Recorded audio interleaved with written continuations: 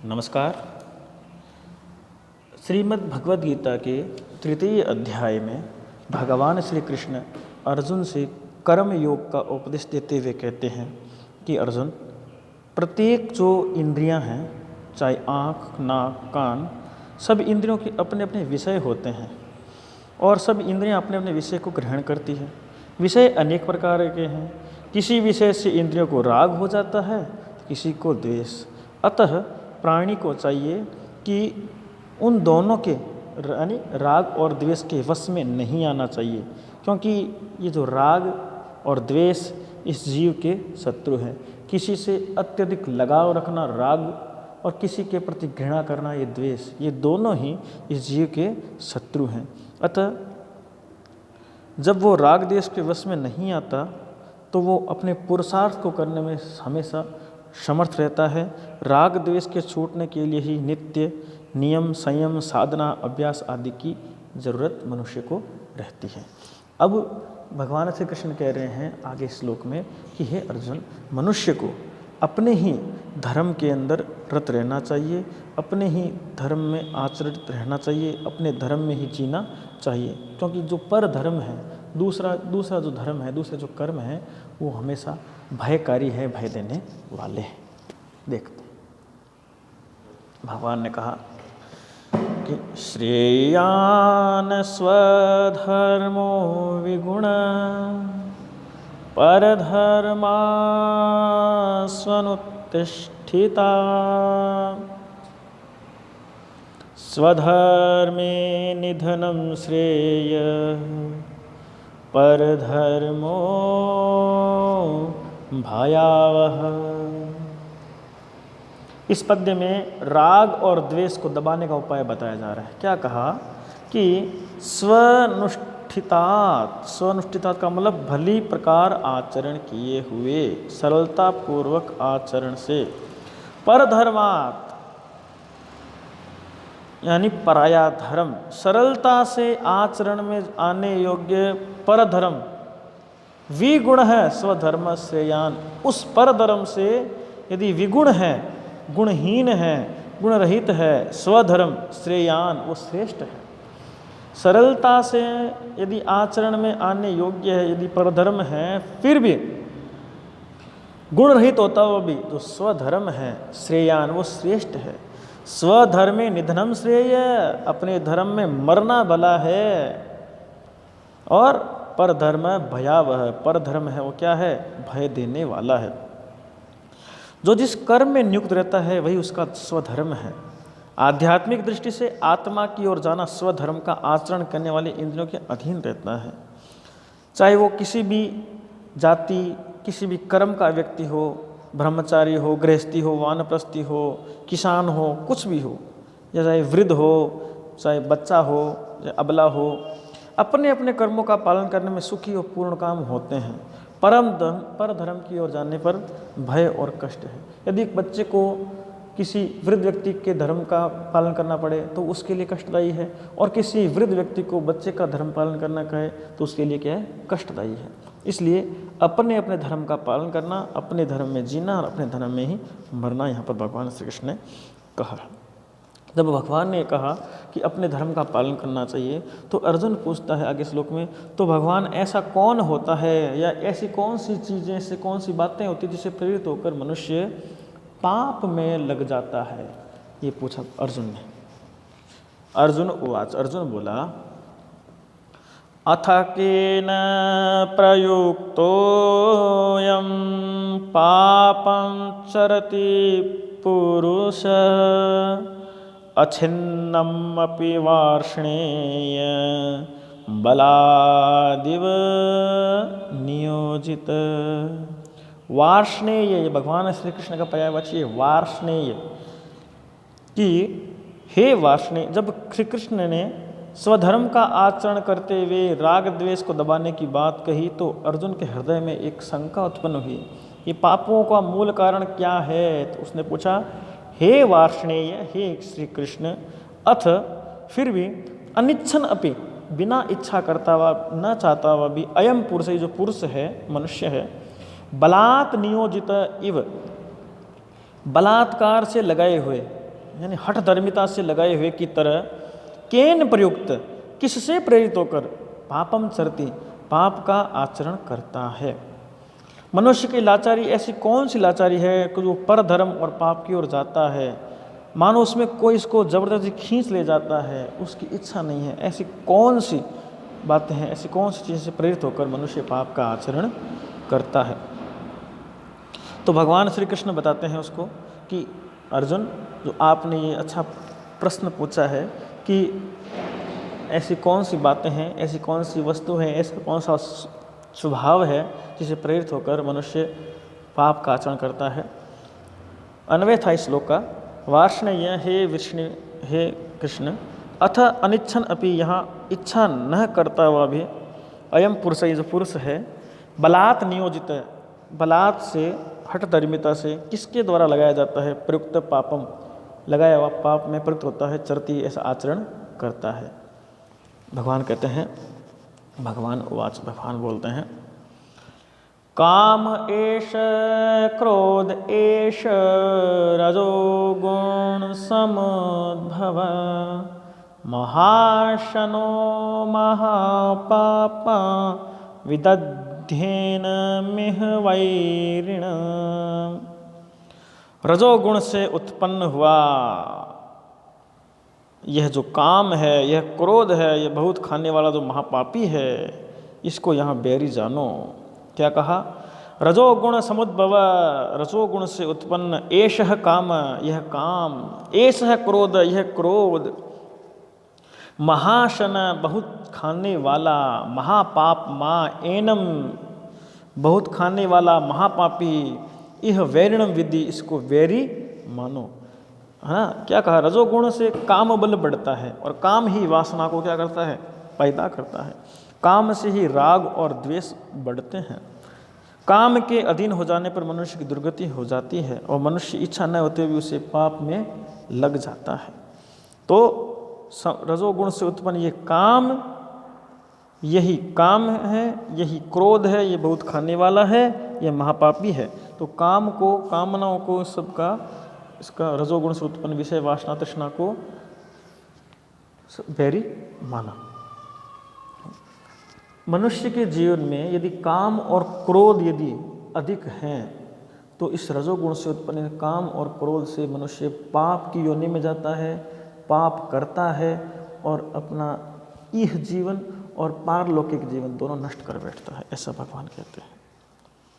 और कहते हैं कि काम से जो ज्ञान है वो ढक जाता है। यदि व्यक्ति कामी है, यदि कामनाओं से भरा हुआ है, तो व्यक्ति का यदि कितना भी ज्ञान है तो सारा ज्ञान ढक जाता है।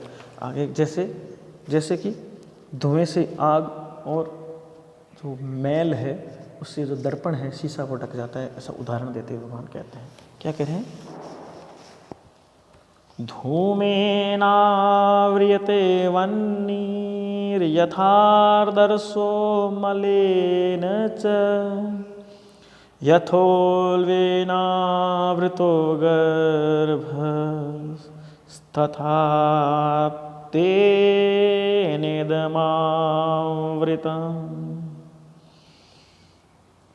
महाशत्रु काम को जीतने वाला जगत को जीत लेता है। काम मनुष्य को सब प्रकार से नुकसान ही नुकसान, घात ही घात करता है। तन मन बुद्धि को बलहीन, निस्तेज, अस्वस्थ कर देता है।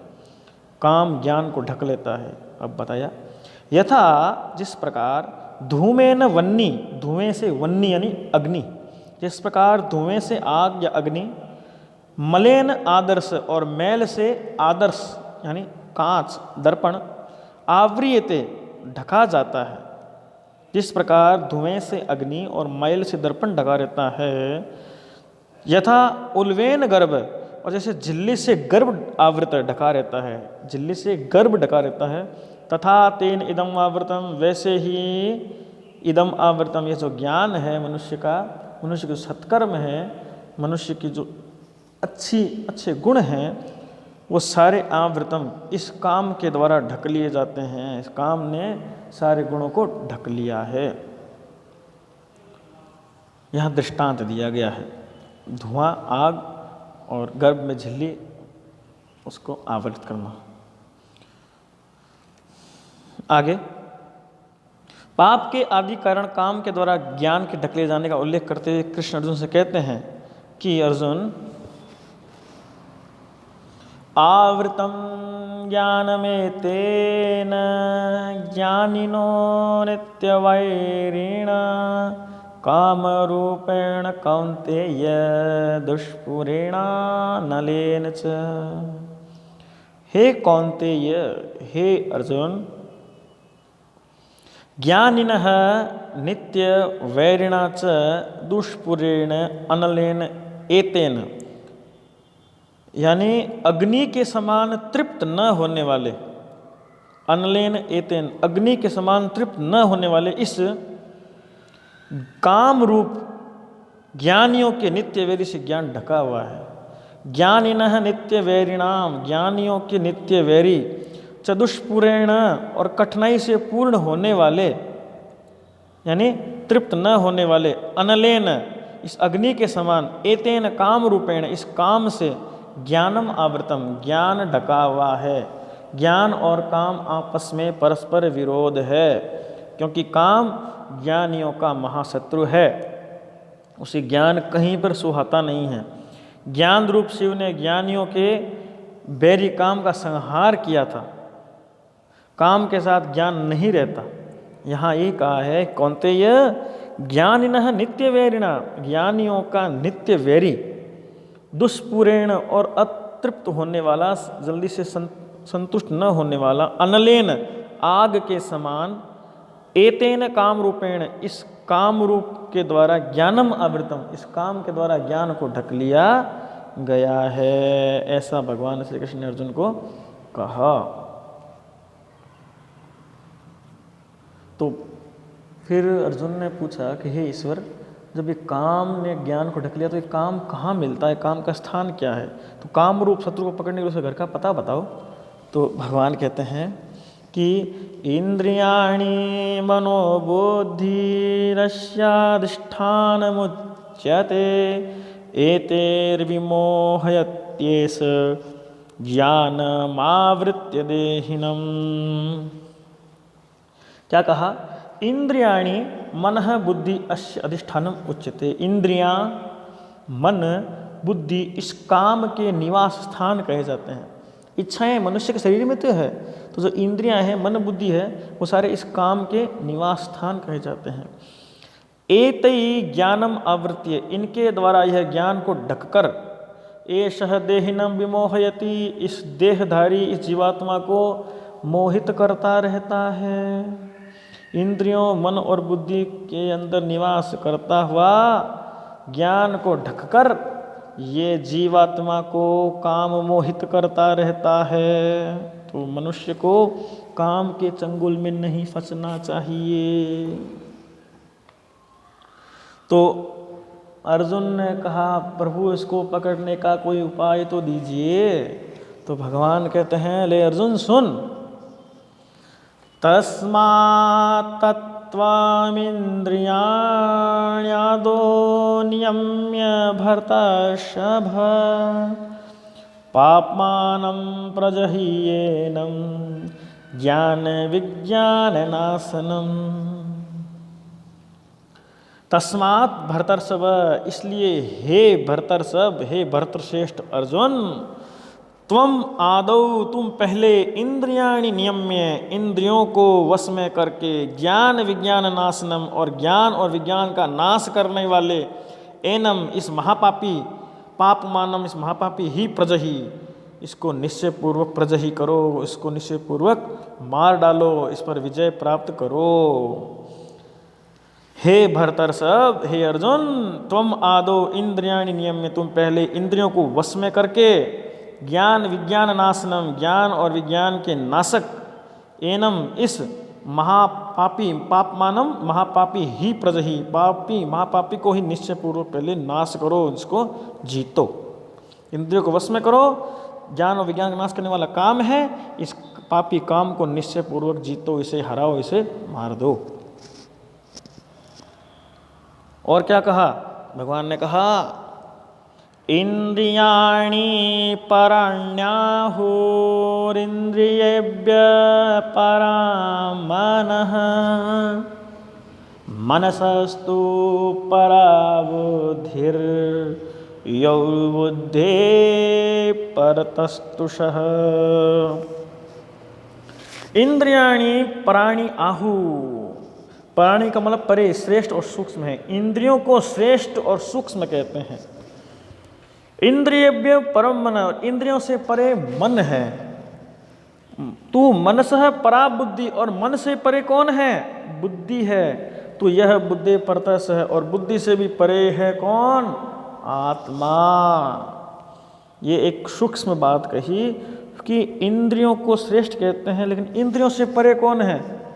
इन इंद्रियों के नियंत्रण से परे मन है, मन से परे बुद्धि है, बुद्धि से भी परे कौन है? वो आत्मा। आत्मा सबका पिता है, वह विश्वव्यापी है, संपूर्ण शक्तियों का स्वामी है। ऐसा इस आत्मा को सबसे प्रभावी बताया। और आगे तृतीय अध्याय के इस अंतिम श्लोक में काम का परित्याग करने के लिए कहा जा रहा है।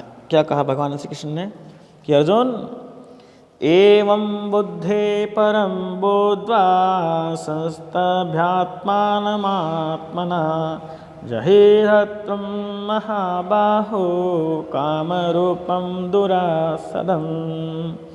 हे महाबाहो, हे विशाल भुजा वाले अर्जुन, एवं आत्मना आत्मानं संस्तभ्य, इस प्रकार बुद्धि से परे आत्मा को जानकर, आत्मना आत्मानं संस्तभ्य, अपने आप को अपने आप के द्वारा वश में करके, संस्तभ्य नियंत्रित करके, बुद्धे परम बुद्ध्वा, बुद्धि से भी परे इसको जान करके, आत्मा को जान करके, दुरासदम काम रूपम शत्रुम जही, काम रूप दुर्जय शत्रु को जीतना चाहिए।